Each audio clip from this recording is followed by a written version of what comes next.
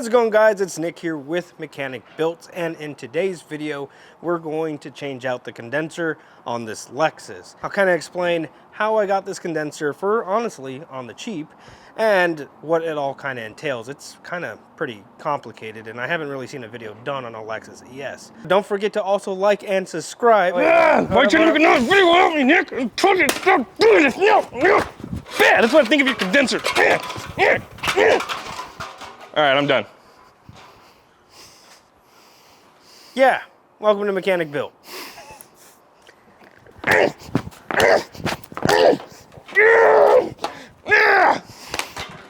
Now I'm done. If you know anything about me on this channel, this is the vehicle I replaced my Ford Maverick with.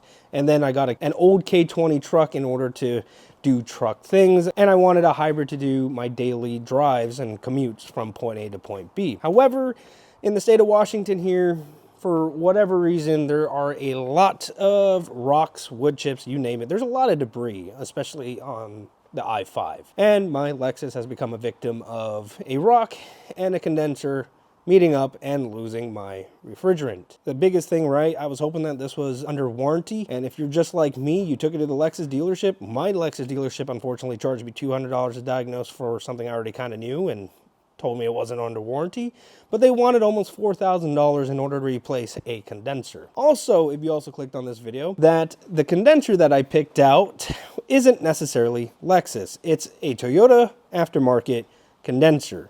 Now, if you're looking for this particular model, especially the ES300h, which is a hybrid model, the numbers that you're looking for is going to be 090 at the end. I'll kind of post here the numbers, the actual numbers, the full-fledged numbers. If you kind of cross-reference it, and if my cross-compatibility research actually worked out, I have here is a 020, and it even says here that this is for a Camry ES250, 350, NX350 from 2019 to 2022. Biggest thing when it comes to the cross-compatibility of these is that the part or your vehicle is made in the United States. Mine is made in Kentucky, and I bought this in particular from Amazon. I'll post a link below because it was only $90. This whole entire AC condenser kit would cost you about anywhere from $400 to $800 at the dealership, and I didn't want to pay that because, again, $600-700 for it to just get another rock into it just doesn't seem like a really good investment. It says it's good for an ES350, but at the same time, you know, this is Amazon, and I've never had 100% luck with Amazon. But I went off my research. I looked up used condensers on eBay. Like that? Yeah, that looks good. And looked at the pictures here from Amazon, and everything seems to match up. So with that being said, let's get to it.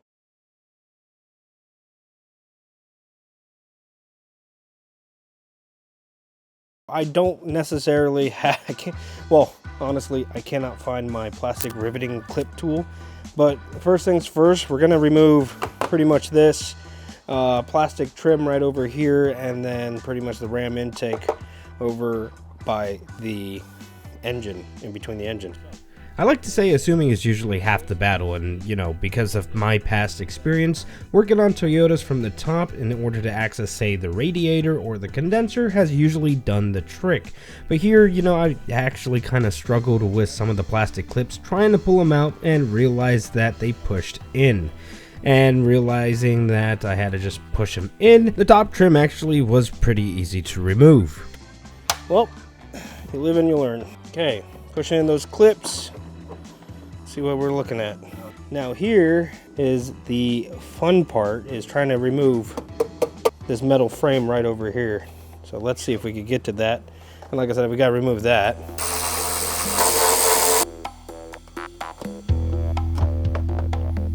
One ram intake off. I'm gonna remove these 4 bolts right here. Ooh. Big ass wood chip. Like I said, remember I was talking about debris? Look at that.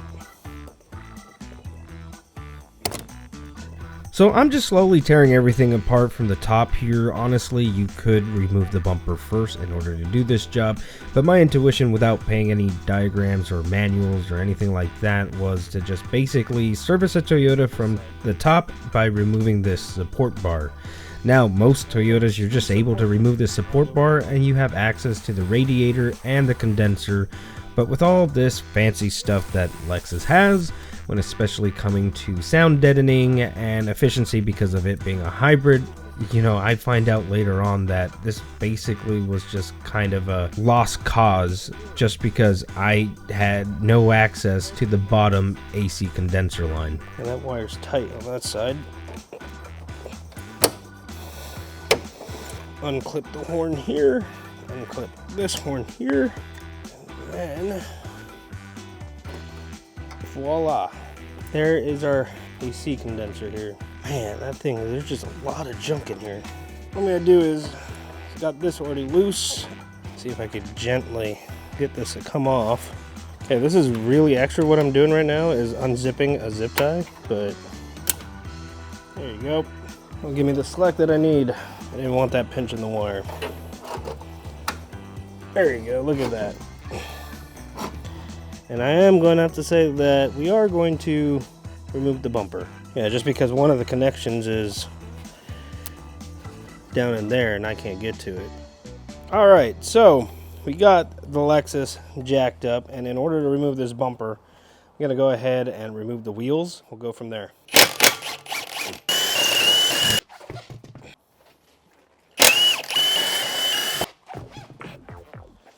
Sometimes you come across things that are completely new, and if I'm doing this wrong, definitely leave in the comments below. But what I found out was you pry this here, pop this little tab out, and then you're able to take this off the front bumper here. Gotta get these 3 suckers off in order to get our front bumper. The rest are clips right over here, a 10mm right up here, and a couple 10mm right below here.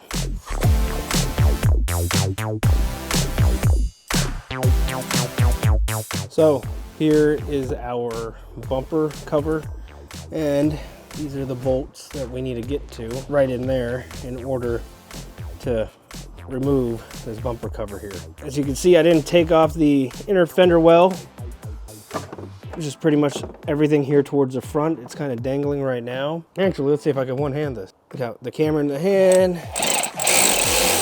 That's one. Sometimes I get really impressed with what the manufacturers do here. As you can see on my passenger side, I have this yellow like retainer slash spacer. Driver's side is the blue one. And you know, it wasn't that many bolts underneath the bottom of the bumper. It felt like there was more bolts on top to remove the bumper. But right here is where it gets really sketchy. Now, pretty much the bumper cover attaches to the headlight. It's literally just clipped on. And it kind of just sketched me out in a sense because I felt like I was just ripping off the tabs because it was loud and it took quite a bit of force. But once I was all done and removing the sensors, the radars, I kind of got snug up here on the passenger side when it came to the front sonar system or parking sensors. And yeah, that's pretty much it. And again, this was all done just so I could get to the lower AC condenser line. Dude, I don't think this was a rock. That's wood. Remember how we found that wood chip earlier? Oh dude, there's a chunk of wood stuck in there. I guess only in the Pacific Northwest. And then we got these air dams here. Without taking anything else apart, I could get to this piece right here. Or I might just take off this air dam just for the fuck of it. It's crazy that, you know, new Toyota, you're just trying to figure out how everything is all attached. And then it's like, man, they changed so much. This is the air dam. This should have protected the bottom of the AC during the winter, but yeah, dude, that's a massive dent. They say it was a rock. That's definitely wood right there. So yeah, what I'm gonna do is instead of messing with this here, I'm just gonna dismantle this and then kind of set it off to the side so we could get to this one line. I don't know if you guys could see right here. This is the line I need to get to the bottom of our condenser. And we should be able to just slide this thing to the right and pop it right out. So see why there's really no YouTube videos about replacing this condenser. It's complicated as hell. There you go. Well, this one has 2 bolts. There you go. I just need to make enough room like that. Okay, I think that gave us the room we need in order to get our tool in there. I don't know why they plugged they did the plug this direction. Well, I'm hoping the new one has a plastic clip. If not, well, looks like I'm gonna have to, it just disintegrated. There you go. Oh, by the way, if anyone didn't know that it was already empty, on top of that, Lexus did me a favor and they drained the rest, whatever was in there. All right. All that work to get the bottom clip off. I'm gonna put this sucker back, kind of like that where it was. So I got these giant plastic clips here. Gonna separate that from the radiator. To get to the upper AC line, I decided to remove this upper louver right here. There you go, that'll make life easier, just one rivet. Just got the O-rings holding this sucker in. All right, good. Let's see if we, yeah, you can see definitely where all the oil came out. You got the little clips in here and everything, so there's the old one. Let's go take a look at the new one. You definitely don't want any debris, especially in your condenser or your AC system. There was a lot of trash when pulling out the old one, and, reusing the plastic from the new condenser box was a smart idea. Sometimes it's hard to stick a camera to see what exactly that I'm doing, but right here, the new condenser came with new O-rings, and all I'm doing is swap out the old O-rings with the new ones on the bottom AC condenser line. Easy peasy. So, big moment of truth, dropping in the AC condenser. Now, you'll probably notice it's a different color, but, I don't really care because, again, I'm trying to save as much money as I can trying to repair this whole entire thing. Oh yeah, that's nice and tight. People are going to be in the comments, why didn't you change the O-ring and the condensers? Like, this car is basically brand new. Now, I wish I had a better video to show you guys how to install the lower AC condenser line, but all you have to do here is shove it in and place the black plastic clip that came with the AC condenser. There you go. That easy.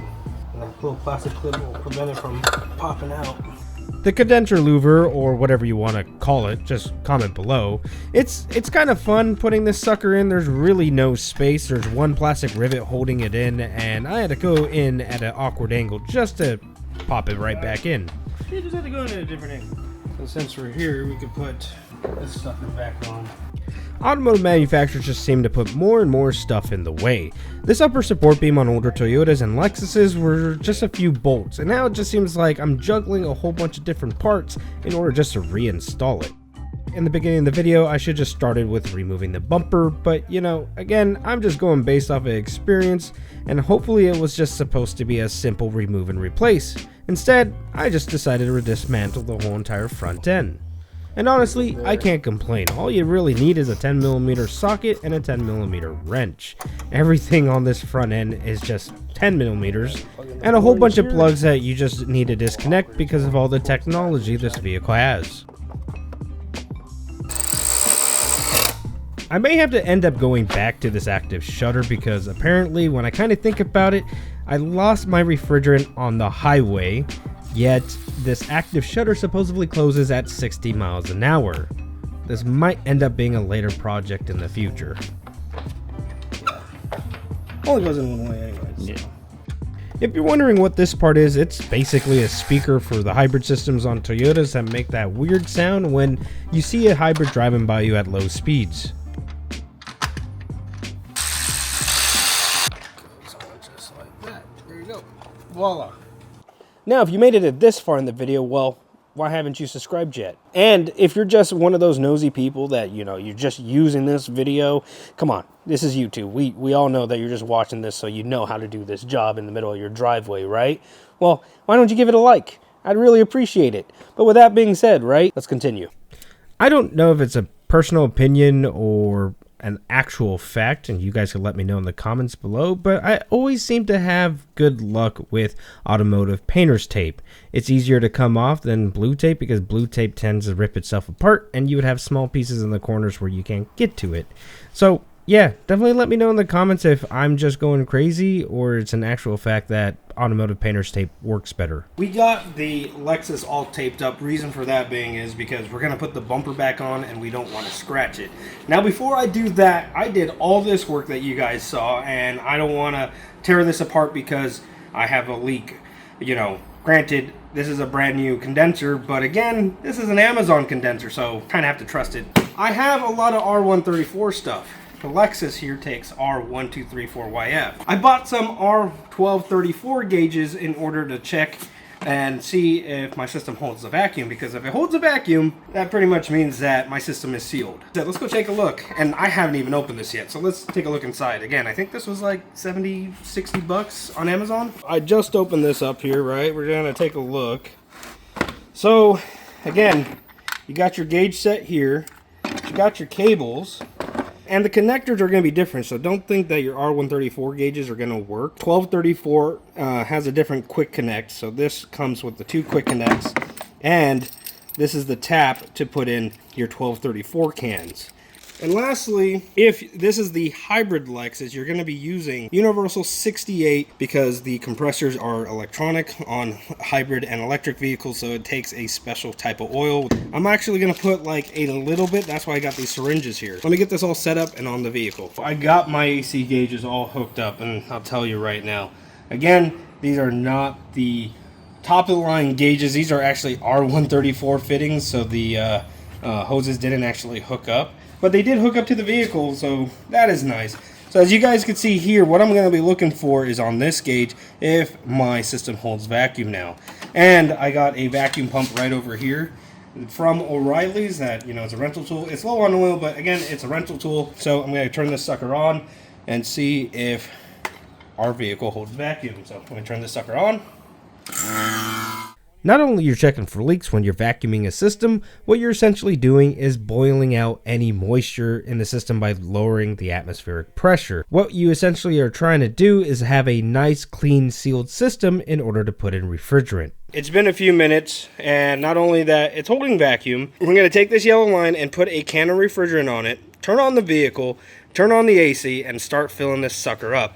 Now, I did say earlier it was 28 ounces, but I was wrong, as you can see there. So 550 plus 30 grams is about 20 ounces. Is that I got 1132 ounces per can of refrigerant here, and each can holds a total of 8 ounces. Once I put one whole can inside the car, I'm gonna go ahead and remeasure it and see how much truly I have in this can. So let's go ahead and hook one of these suckers up and start filling up our car. I got my can tapped right over here. I'm gonna gently push it because this is just kind of like press fitted in. And I'm gonna put this sucker upside down. Again, this is not recommended. Put in the comments below if you think I'm doing this really sketchy. But I've never had an issue with AC systems doing this way. Now just remember, this is for entertainment purposes only and not a full-blown tutorial, and the reason for that being is because AC systems can get very complicated. On top of that, if you damage something, things can get expensive very fast. A hybrid AC compressor could still cost you anywhere from $500 to $2,500. Let's talk about the AC system and exactly what am I doing here in this video. You've noticed that I put the can upside down and I'm filling it from the low side. But before we make any assumptions, just know that 1234 has an evaporative point of negative 22 degrees Fahrenheit. That means that basically whatever's coming out of that can is turning into a gas as it's going into my vehicle. AC gauges also have a sight glass where basically I can eyeball what is going in my vehicle, whether that be a liquid or a gas. And the reason why you want gas to go on the low side is AC compressors cannot compress liquid. Hell, it takes a lot to compress a liquid, and I'll tell you, AC compressors aren't up to that job. So the safe bet is to always fill from your high side, because if liquid accidentally goes into your system, you won't have to worry about damaging your AC compressor. And this is for the people out there that are familiar with R134 systems and wondering if a R1234YF system is anything the same. It is. It's just a different type of refrigerant and different types of fittings. There's reasons why auto shops have thousands of dollars worth in AC machines, because it takes honestly a lot of the guesswork out. So essentially, if you're doing your own AC condenser, all you gotta do is buy these gauges, make sure you hold a vacuum, and send it to your nearest auto shop in order to get filled properly. And lastly, don't put any refrigerant out into the atmosphere. Reason for that being is because if the EPA finds out, whether it be some Karen, your mom, your best buddy, or your dog turns you in, the fine can be up into the 5 figures if you don't know what you're doing. So yeah, you've been warned. Now I'm just gonna fill up our system here, and then we'll see if our car kicks on. When the can doesn't feel cold, that's when you know it's pretty much empty. So again, that's why we have the scale. So I'm gonna go ahead and measure this and see where we're at. I'm gonna go ahead and close that. So 8 ounces should be out of this can. It's at 1132. So we have about 0.14 of an ounce left-ish in here. I could live with that. Onward to the next can. Can onto here, open this, and there goes in our second can. Now we're on to our third can, but we only really need like 2 ounces. Now you might be wondering, like, how the hell are you gonna get an accurate reading, Nick? It's on the engine. Well, if you have a table, definitely have a table, because here I did the maths, and I was at 8 ounces. That put me originally at 18. Stock is 19.401.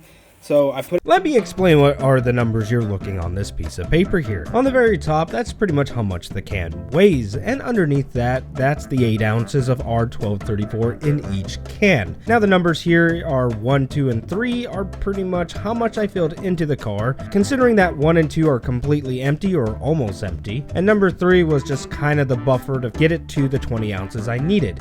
Now I kind of looked at this while I was video editing and realized that you guys wouldn't understand what my gibberish is on a piece of paper, because this is my writing, and yeah, I don't know why I filmed it. So all you really got to know is that the beer mathed and it worked out, and the Lexus is full of refrigerant and ready to go back onto the road. Now, it's time to put it back together. Rob's going to be filming me, and I'm going to try to install this bumper by myself. That's pretty much the experiment going on here. So I got the bumper here. We got some rags on the corners, so I don't really cut anything up. This one kind of fell off of this corner. I'm going to put it on this corner right here. And I don't know if you guys can see it. Tabs right down here need to go right above this plastic. So we're going to have to do this dance. And, are you ready? So we're ready. Ta-da. Voila! The bumper's on. But before I say it's actually on, get some of these sensors plugged in, so... At the end of it all, this Lexus has just been honestly a real pain in the ass. And why I say that is just mainly because of all the trash that you have to get to the condenser. Front bumper has to come off, you have to unplug sensors, and then you have to do that all over again and put it back together. Luckily, like I said, that, you know, everything is a 10mm bolt. But at the same time, I think Lexus should have warranted my condenser, and the only reason why I'm saying that is because if the shutters were supposed to do their job and close the shutters while I was on the highway, I wouldn't have had a chunk of wood go on the lower part of my condenser. And I wish Lexus could have thought of that, but at the same time, I don't know. It's just one of those things where a part failed, causing another part to fail because of an outside catastrophic event. There's nothing I could really say or do to Lexus to convince them to warranty out this condenser and have an OEM part. I'm not going to have some $800 or $400 or even $200 if you could find one used and cheap, that this condenser was not really worth having another rock go through it. I'm pretty happy with this condenser from Amazon, and driving it for the last couple weeks, I've been having AC as the weather warms. I appreciate you guys making it to this far in the video. Please definitely comment, don't forget to like and subscribe, and we always read your guys' comments, and I always like responding to what you guys have to say on this channel. So with that being said, my name's Nick, this is Mechanicbuilt, and definitely subscribe because I will be talking about my Lexus more, because I am really curious about this shutter. If this shutter's messed up or not, I don't know. Maybe I'll call out Lexus about the warranty issue and the shutter not working. Other than that, guys, I'll see you on the next one.